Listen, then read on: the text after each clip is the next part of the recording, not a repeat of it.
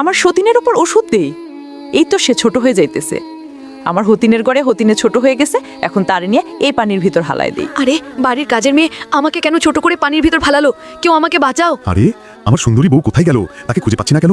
আরে বউ তুই কই? আরে স্বামী, আমি এই পানির ভিতরে আমি ছোট হয়ে গেছি। এখন আমি ড্রেসটা পরে নেই, তাহলে আমার স্বামী আমার সাথে চুমাচুমি করবে। এখন ওষুধ দিয়ে আমার ডাবগুলো একটু বড় করে নেই। এই তো এখন আমি আমার স্বামীর কাছে যাই। আরে বাড়ির কাজের মেয়ে কত সুন্দর হয়ে গেছে, তার সাথেই এখন চুমাচুমি করতে থাকি। অনেক মজা চুমাচুমি করতে। এতক্ষণ সব মিথ্যা বলছি, সে আমার স্বামী না, আসলে আমি বাড়ির কাজের মেয়ে। আমি এখন বাড়ির মালিক হয়ে গেছি, মালিকের বউ হয়ে গেছি কাজের মেয়ে থেকে। বুঝছি, কেউ আমাকে বাঁচাবে না। আমি এই মাছের মাধ্যমে এই পানি থেকে বের হয়ে যাই।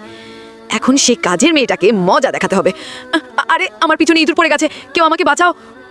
এখন আমি কাজের মেয়েকে শিক্ষা দিব, এমন কাজ করব যেটা দেখার পর সবাই চমকে যাবে। কিন্তু সেটা দেখার আগে আল্লাহর এই ছবিটা দেখে যারা ইগনোর করবে তাদের মনের আশা কখনো পূরণ হবে না। আর যারা আল্লাহর এই ছবিটা দেখে মন থেকে লাইক এবং সাবস্ক্রাইব করবে তাদের মনের আশা পূরণ হয়ে যাবে। তাই আল্লাহকে ভালোবাসলে লাইক এবং সাবস্ক্রাইব করে দাও।